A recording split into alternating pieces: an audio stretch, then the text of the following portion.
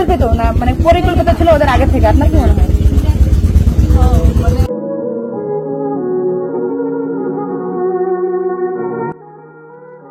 7 বছর বয়সী আসিয়া ঘটনাটি যেন নির্বাক করেছে গোটা জাতিকে। বোনের বাড়িতে বেড়াতে গিয়ে ধর্ষণের শিকার হতে হলো বোনের শ্বশুরের কাছে, যে ঘটনাটি সমগ্র দেশ জুড়ে ব্যাপক আলোচনা তৈরি করেছে। কিন্তু কেন ঘটল এমন একটা অনাকাঙ্ক্ষিত ঘটনা, সেই উত্তরের অপেক্ষায় গোটা দেশবাসী। একটা ভিডিও দেখে আসছি যে উনি উল্টো পাল্টা কথা বলতেছে, এই সঠিক কথাটা বলেন। আসিয়ার সঙ্গে কি হয়েছিল যার চূড়ান্ত বর্ণনা দিয়েছেন তার বড় বোন। যেহেতু ছোট বোনকে পাশে নিয়ে একই খাটে তিনি ঘুমিয়েছিলেন, অর্থাৎ তার পাশ থেকেই ছোট বোনকে তুলে নিয়ে করা হয়েছে নির্মম নির্যাতন, অথচ একই ঘরে থেকেও তিনি কিছু টের পাননি।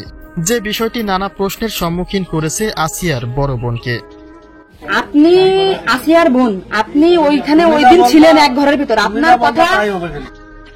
আসিয়ার বোনের দাবি তার স্বামী এবং শ্বশুর মিলে ঘটনাটি ঘটিয়েছে, আর এই চক্রের সঙ্গে জড়িত তার শাশুড়ি নিজেও। পরিকল্পিতভাবে সবকিছু সাজিয়ে গুছিয়ে তার ছোট বোনের সঙ্গে এমন ঘটনাটি ঘটিয়েছে। কিন্তু কেন সেই পরিকল্পনা, কি ছিল তার মূল কারণ, সেই প্রশ্নটি উঠে আসতেই আসল ঘটনা প্রকাশ করেছেন আসিয়ার বড় বোন। তো সবই জানে। তা আপনি কি এটা কখনো কি মেয়েদের সামনে আগে বলছেন যে তাই তো আপনার শাশুড়ির 3 দিন বাইরে থাকার কথা না, সবাই তো উনি অ্যারেস্ট হওয়ার কথা?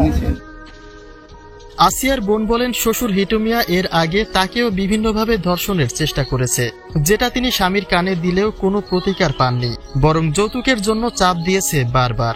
এবং লাস্ট টাইম যখন শ্বশুর হিটু মিয়া তাকে একা পেয়ে জড়িয়ে ধরেন, ঠিক তখনই শ্বশুরবাড়ি ত্যাগ করেছিলেন আসিয়ার বড় বোন। আর যদি সেই ত্যাগেই ত্যাগ করা হয়ে যেত তবে হয়তোবা ছোট বোনের আজ এমন দিনটি দেখতে হতো না।